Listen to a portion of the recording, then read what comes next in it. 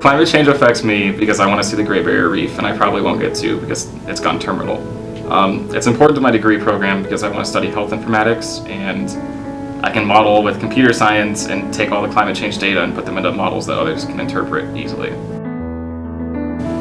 So climate change is important to me because I have seasonal allergies, and it's expected to exacerbate the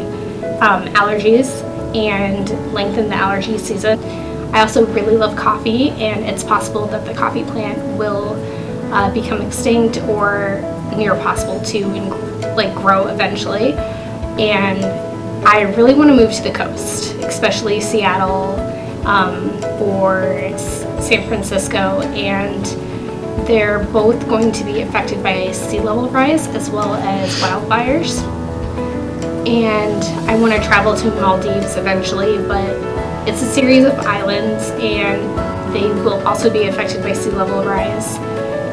within the next 30 years due to climate change. It influenced me to get a degree in environmental planning because I care about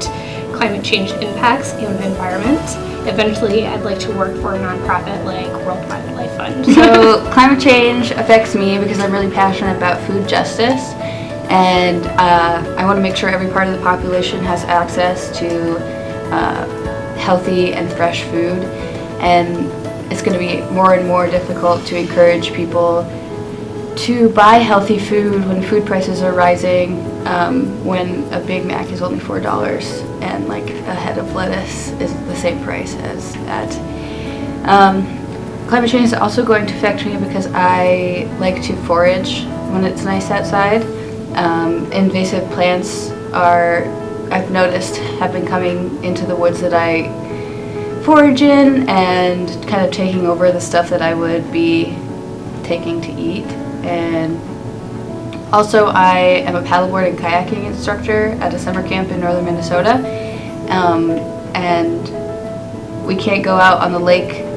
if it's storming or if the water is too high, so like